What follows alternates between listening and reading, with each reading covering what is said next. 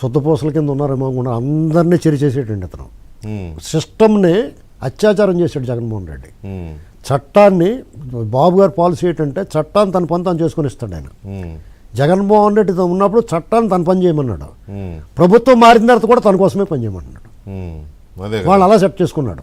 ఇప్పుడు మీకు దీని పరిష్కారం ఏంటంటే అండి, వీళ్ళకి గత 10 ఏళ్లలో ఆస్తులు ఆదాయానికి మించి ఆస్తులు ఎంత ఉన్నాయి నాయకులకు కానీ అధికారులకు కానీ కంప్లీట్గా ఏసీబీ దృష్టి పెట్టాలండి అర్జెంటుగా. With right no immediate under war పుట్టింగ్లో పెట్టకపోతే చాలా ప్రమాదం వీళ్ళకి. నెక్స్ట్ ఇంకోటి ఏంటంటే వీళ్ళు ఈ డబ్బు రికవరీ చేయలేదనుకోండి, మొన్న మధ్యన ఎలక్షన్ ముందు కంటైనర్ తాడేపల్లి నుంచి అటు ఇటు తిరిగింది చూసారా? అవును. మీరు వీళ్ళు బియ్యం చూసుకుంటున్నారు. వీళ్ళు ఇప్పుడు ఒక సినిమాలోను ఇడియట్ సినిమాలో ఆలి ఇసుక తీసుకెళ్తుంటాడు చేస్తూ ఉంటారు, ఆడు ఎత్తుకుపోయేది బళ్ళు కదా. వీళ్ళందరూ బియ్యం స్మగ్లింగ్ అనుకుంటున్నారు. వీళ్ళు ఇది 1000 కోట్లు 1,00,000 కోట్లు ఇతను అప్పు తెచ్చి 11 లక్షల కోట్లు 2,80,000 కోట్లు బటన్ నొక్కడి మిగతా డబ్బు ఏమైంది? మీకు కరోనా టైంలో ఎట్రోవాళ్ళు కానీ అరవింద్ వాళ్ళు కానీ స్ట్రా వేసి పీల్చేశారు బ్లడ్. వాళ్ళ మీద ఐటీ రైడ్ జరిగితే ఒక కప్ బోటిల్ నిండా కుక్కి పెట్టించారు. ఆ ఐటీ డిపార్ట్మెంట్ కూడా ముందే దాడులు చేశారు, హార్డ్ డిస్క్లు స్వాధీనం చేసుకున్నారు, సమాచారం పట్టుకులు అంటారు. కానీ మేము ఎంత పట్టుకున్నాం, వాళ్ళకి ఎంత ఫైన్ వేసి దాని గురించి మాట్లాడండి వాళ్ళు. అర్థమైందా మీకు? వాళ్ళకి అందాల్సిన చక్రాలు సూట్ కేసులు వాళ్ళకి అందేస్తే ఇంకేం మాట్లాడరు. మన కర్మ ఇది. ఈ సిస్టమ్ ఇలా తగలడిపోయింది మనకి. ఇదంతా కూడా ఈ బియ్యం మాటన ఈ పోర్ట్లని వీళ్ళు కబ్జా చేస్తున్నారు. మొత్తం కంటైనర్ సముద్ర తీరం మొత్తాన్ని కబ్జా చేశారు. అసలు మీకు ఇంతకన్నా ఒక అద్భుతమైన విషయం చెప్పిన వీళ్ళు చేసే పని, ఇది చూడటానికి సిల్లీగా ఉంటుంది. అంతర్జాతీయ సముద్ర జలాల మీద ఎవరికీ హక్కు ఉండదు. ఒక షిప్ పెట్టుకుంటాడు అక్కడ, వీళ్ళ డబ్బు అంతా అక్కడ పంపేస్తాడు. వీళ్ళకి ఎప్పుడు కావాలితే అప్పుడు స్పీడ్ బోట్ వేసుకెళ్ళి తెచ్చుకుంటాడు. మన ఎలక్షన్కి అలాగే పంచారు.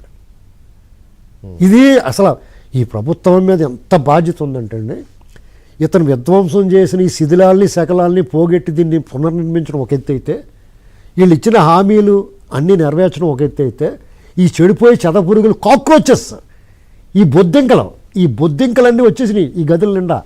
వీళ్ళన్నిటికి మందు కొట్టి వీళ్ళన్నిటిని రెడీ చేసుకుని ఈ కాక్రోచ్ని వెళ్ళగొట్టడం అన్నిటికన్నా పెద్ద టాస్క్. ఇక్కడ ఈ ప్రభుత్వం వాళ్ళు చాలా కేర్ఫుల్గా ఉండాలి. ఎందుకంటే అండి ఈ మాఫియా శక్తులు చాలా పవర్ఫుల్. మీరు చూడండి జైల్లో కరెక్టే. ఇప్పుడు మీకు వెంకటరామరెడ్డి అని ఉద్యోగ సంఘాల నాయకుడు ఎంత డెలిబరేట్గా పార్టీ చేసుకుంటారు కూడా వాళ్ళ సెక్రటరియట్లో ఉండి పార్టీ చేస్తూ మళ్ళీ అడావుడు చేసే ప్రయత్నం కదా. వీళ్ళు అడుగు తీసి అడుగు పెట్టలేపారు ప్రతిపక్షంగా, వీళ్ళు గుమ్మం దాటి బయట అడుగు పెట్టలేపారు. చంద్రబాబు నాయుడు వద్దు పెట్టడానికి వీల్లేదని చెప్పడానికి వెళ్ళిన అధికారులను కూడా అతను నిలబెట్టేశాడు. ఇప్పుడు దీని పరిష్కారం కూడా ఉందండి. ఆ మాట నేను అన్న కానీ గవకనంత పెద్ద ఆయన్ని ఇక్కడ పెద్ద ఆయన అంటే చంద్రబాబు నాయుడు గారిని కాదు, ఆ వెళ్ళిన అధికారులని. ఇప్పుడు ఇక్కడ మీకు ఏమవుతుంది తెలుసండి, వీళ్ళందరూ తెగబలిసి అవినీతి సొమ్ముకు అలవాటు పడిపోయారు. ఏం మొహమాట లేకుండా చెప్తున్నాను. వీళ్ళు 30 సంవత్సరాలు 25 సంవత్సరాలు నిజాయితీగా పనిచేస్తారండి. ఇలాంటి జగన్మోహన్ రెడ్డి వచ్చినప్పుడు లేదా రాజశేఖర రెడ్డి వచ్చినప్పుడు ఒక్క దెబ్బ సెటిల్ అయిపోతారు. ఒక్క దెబ్బ కొట్టి సెటిల్ అయిపోతారు, లైఫ్ సెటిల్ అయిపోతారు. వాళ్ళు రాజకీయ పార్టీలు పెట్టేస్తారు. తర్వాత మళ్ళీ రాజకీయ పార్టీలు ఎన్ని తిరిగేస్తూ ఉంటారు, ఏమైనా చేసేస్తారు, 100,000 ఎకరాలు కొనేస్తారు. తర్వాత కులాన్నో మతాన్నో ప్రాంతాన్ని అడ్డం పెట్టుకుని మన మీద దాడి చేస్తారు. ఇంకోటి ఏంటని తెలుసా, దీని పరిష్కారం ఈ అధికారులు వాళ్ళ మాట వింటలేదు కాబట్టి, వీళ్ళు ఎంత చెప్పినా వింటలేదు కాబట్టి మిలిటరీ ఎన్డీఏ ప్రభుత్వం పైన కింద